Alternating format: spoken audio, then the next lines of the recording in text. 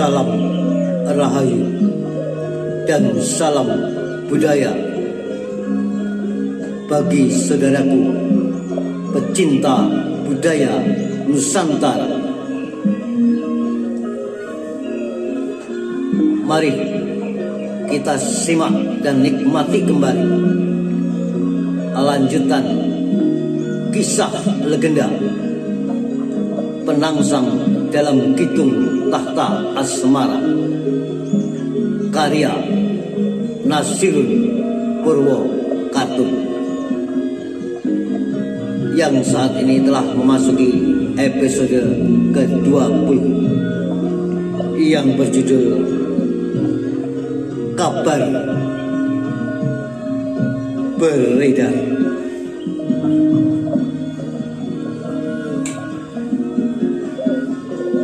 Saudara, di episode yang lalu dikisahkan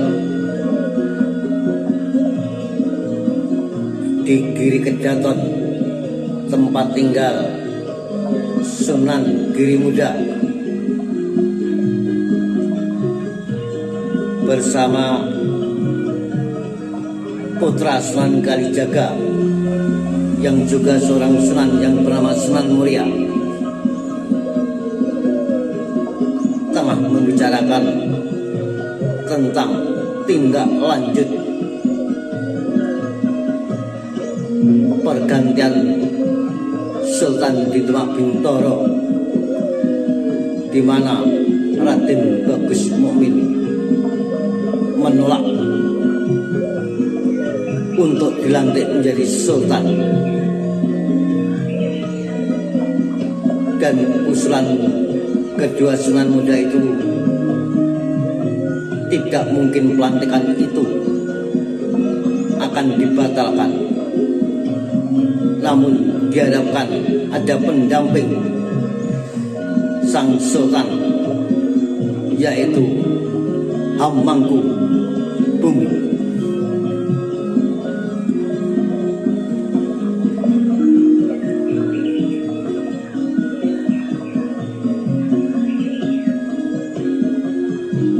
Laki-laki itu terpekik kencang. Wajahnya masih menunjukkan kekagetan yang bukan kepala, seolah tak percaya dengan apa yang baru saja didengarnya dari prajurit pajak.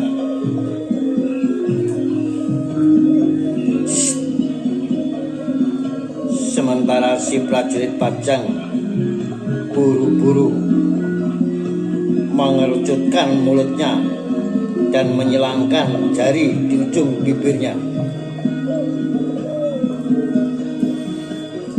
Dengan mata menajam seperti memberi perintah kepada prajurit di depannya untuk memelankan suaranya. Kemudian menolehkan kepalanya ke kanan dan ke kiri, seakan tidak ingin ada orang yang mengetahui cerita yang akan disampaikannya. Jangan keras-keras, lanjutnya. Kabar ini masih rahasia dan belum banyak yang mengetahuinya. Kalau sampai tersebar duluan, bahaya bagi kita.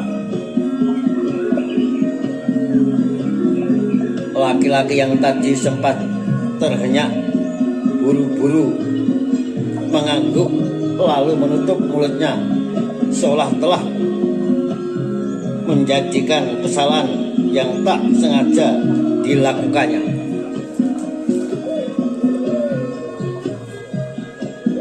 Malam ini waktu sudah menjelang dini hari. Jangkrik malam hanya sesekali terdengar menyanyi. Suara desir angin dengan makin kencang menerjang dari arah Kalituntang.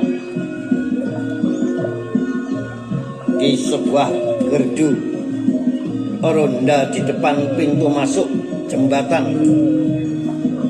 Dua orang prajurit penjaga malam tengah saling berbincang. Laki-laki yang baru datang menggantikan temannya membawa kabar baru yang menggegerkan. Kabar yang konon baru saja diterimanya dari bisik-bisik yang tengah berkembang di Kasultanan. Desas-desus yang ia peroleh pula dari temannya seorang prajurit tamtama pasukan pengawal sultan. Kabar bisik-bisik yang kemudian menyebar di seluruh barak prajurit yang berada di pojok kanan alun-alun selatan. Jadi begitulah kabar yang beredar. Begitu prajurit berusia paruh baya itu menutup ceritanya. Konon menurut kabar pembunuhan Sultan Trenggono sebenarnya telah ada yang merencanakan, bukan orang dari Belambangan, Pasuruan ataupun Panarukan,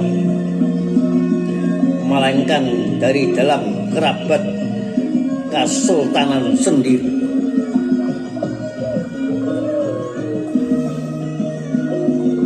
Pembunuhnya adalah orang yang kecewa karena tidak diikutkan lagi dalam penyerangan terhadap kerajaan di ujung timur tanah Jawa.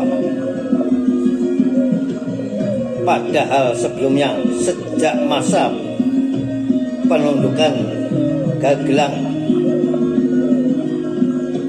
Mamenang, Medang, Kungan, Lamongan, Blitar, dan Wirasaba hingga Penalukan, Gunung, Penanggungan, dan Sengguruh, ia selalu menjadi bagian penting dalam penyerbuan, bahkan menjadi panglima pasukan berkuda sebagai penyerang utama terhadap daerah-daerah yang hendak memberontak pada Demak. Namun dalam penyerangan besar-besaran ke Belambangan dengan prajurit hampir 10.000 dan kapal pengangkut yang mencapai 500 armada, dia justru tak diikutkan menurut kabar karena rasa kecewa bercampur merasa tak dihargai lagi kemampuannya. Orang itu mencoba melakukan pengkhianatan.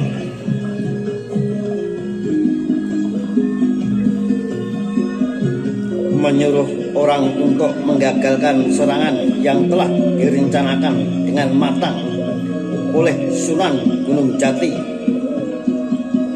Menggagalkan serbuan dengan cara membunuh sang senopati utama Sultan Demak.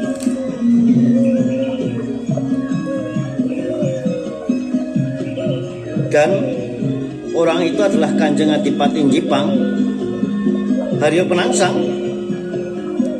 Tanya sang teman sekali lagi dengan berbisik. Prajurit jaga yang baru saja bercerita kembali melayangkan pandangnya ke kiri dan ke kanan. Pada waktu-waktu dini hari ketika pagi hendak menjelang, biasanya banyak pedagang yang mulai berdatangan melewati jembatan Kali Tuntang, seberang sungai yang merupakan pasar segala macam kebutuhan. Esok paginya adalah hari pasaran. Hari Kliwon adalah hari yang paling ramai dalam perdagangan. Maka biasanya jauh sebelum subuh datang sudah mulai ada orang-orang yang berdatangan membawa hasil bumi untuk dijual di pasar tumpang.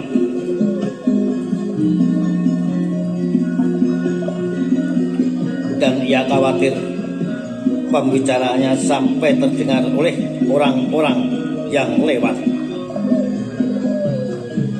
Ia pun menyelidik dengan awas, matanya tajam dilayangkan ke segenap penjuru, ke arah selatan yang menuju ke Kasultanan dan ke arah utara yang menyeberang ke Kali Tuntang.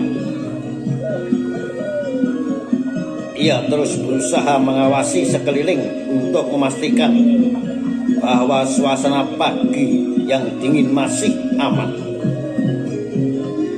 Belum ada seorang pun yang datang memikul ataupun menggendong dagangannya. Begitulah menurut kabar yang tersebar. Lanjutnya prajurit Pajang tersebut yakin suasana sekitar tak ada yang mencurigakan. Bukankah dia yang dulu menjadi panglima prajurit berkuda semasa Sunan Kudus menjadi senopati agengnya? Namun ketika jabatan panglima dipercayakan kepada Sunan Gunung Jati, mendadak ia tak diikutkan lagi. Jadi wajar kalau ia merasa kecewa dan diremehkan kemampuannya, dan membalaskan dendamnya itu dengan menikam dari belakang, kata seorang prajurit Pajang kepada teman bicaranya. Temannya yang setelah berjaga semenjak sore mencoba untuk memahami penuturan sahabatnya yang baru datang tersebut.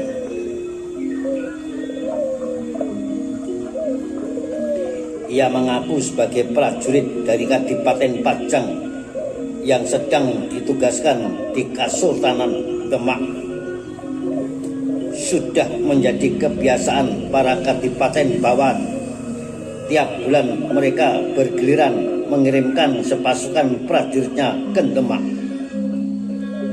untuk turut berjaga di seluruh pintu masuk yang menuju arah Kuta Praja Kasultanan.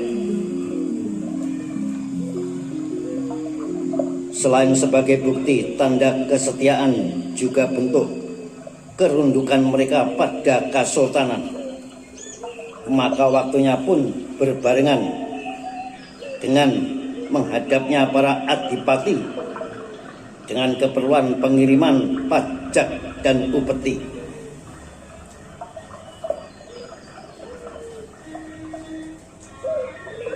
Tapi bukankah Adipati Penangsang itu memang telah mengundurkan diri dari keprajuritan?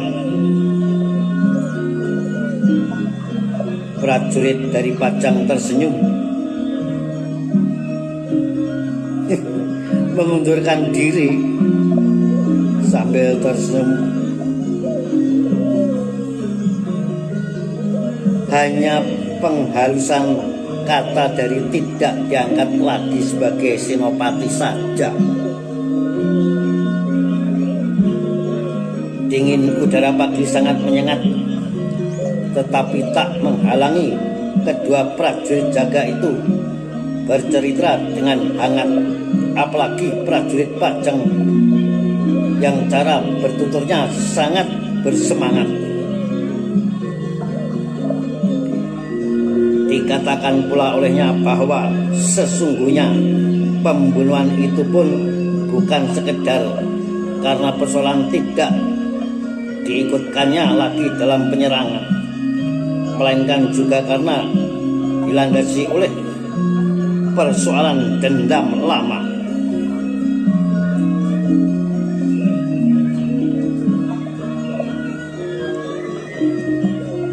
Prajurit Pajang itu pun melanjutkan ceritanya. kabar yang telah lama beredar, ayah Penangsang adalah pewaris tahta Demak setelah wafatnya Pati Ulus. Namun mendadak Pangeran Sekar dibunuh oleh Bagus Mukmin, hingga akhirnya Raden Trenggono lah yang naik menjadi sultan. Dendam lama itulah yang kemudian mengantarkan kematian Sultan Trenggono. Jadi dengan kematian itu dendam lama telah terbalaskan oleh tangan anaknya, yaitu Haryo Penangsang. Dengan berbisik, prajurit Jepang itu menceritakan dengan panjang lebar dan gamblang. Sementara prajurit Demak yang diajak bercerita terus mencoba menceritakan semua penuturan temannya, meskipun dalam hati ia berkata, "Aku kok masih belum percaya kalau Gusti Penangsang yang telah tega membunuh Kanjeng Sultan ya." Sambil terus mendengarkan penuturan temannya yang mencoba mencerna cerita yang sedang diterimanya, ia mencoba memahami alasan-alasan yang menyebabkan terjadinya balas dendam dengan jalan pembunuhan terhadap Sultan. Lama prajurit Demak itu terdiam dalam perenungan. Namun ibarat mengurai tali yang kusut, ia sepertinya belum juga menemukan ujung pangkal dan kaitannya, belum menemukan hubungan yang bisa diyakininya yang menguatkan alasan pembunuhan yang dilakukan Penangsang terhadap Sultan Trenggono. Karena menurut cerita-cerita orang tua, permasalahan kematian Pangeran Sekar yang telah berlalu seperempat abad itu sudah diselesaikan baik-baik oleh pihak Kesultanan. Bahkan sebagai hukuman atas perbuatannya, Raden Bagus Mukmin telah diusir dari Demak. Hingga sejak saat ayahnya naik tahta, orang yang dituduh menjadi pembunuh Pangeran Sekar itu telah menghilang dari Kesultanan. Maka ia pun benar-benar tak menemukan alasan atas balas dendam tersebut. Apalagi selama ini hubungan Kadipaten Jipang dan Kesultanan Demak Bintoro tak pernah ada masalah. Sejak Haryo Penangsang diangkat menjadi Adipati Jipang, tak pernah sekalipun dia mangkir dari Pasebanageng di Kesultanan. Adipati Jipang itu selalu datang tiap tahun bersama para adipati bawahan lainnya untuk menghadap kepada Sultan dengan ketaatan dan ketundukannya. Selama ini tak pernah terlihat tanda-tanda ada permusuhan ataupun hendak melakukan pengkhianatan. Dan itu dibuktikan pula dengan turut terlibatnya dalam semasa penaklukan terhadap daerah-daerah yang hendak memberontak, bahwa kemudian tidak dilibatkan lagi.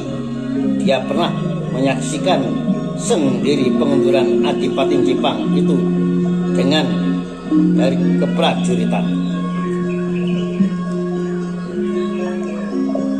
Setelah penalukan Senggaruh yang merupakan kekuatan akhir dari sisa-sisa Majapahit, seluruh prajurit dikumpulkan di alun-alun.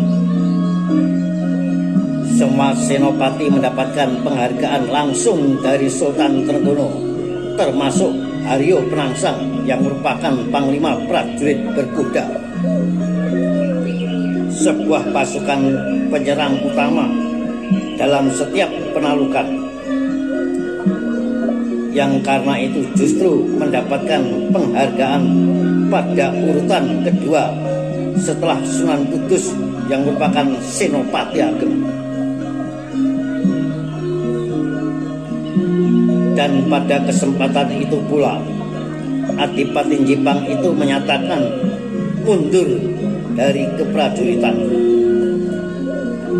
Pengunduran diri yang telah mendapatkan restu dari Sunan Kudus dan Sultan Trenggono, bahkan sebagai tanda ia melepaskan semua jabatannya di keprajuritan.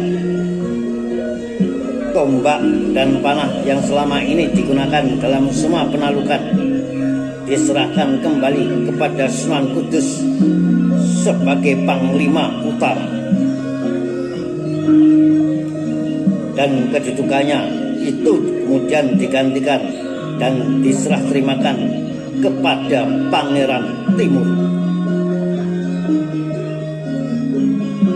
Hingga ketika penyerangan terhadap Belambangan pun, Pangeran Timurlah yang menjadi panglima prajurit berkuda, bukan lagi Haryo Penangsang sang Adipati Jipang Panulan. Karena 2 tahun sebelumnya telah mengundurkan diri sebagai prajurit Kasultanan Demak. Jadi menurut saya tak ada tanda-tanda pengkhianatan dalam diri Penangsang, ucapnya memberi tanggapan pada prajurit Pajang. Tapi hati orang siapa tahu, Kakang, jawab prajurit Pajang. Nah, saudara, sampai berjumpa di kisah selanjutnya. Salam Rahayu, salam budaya, sampai jumpa.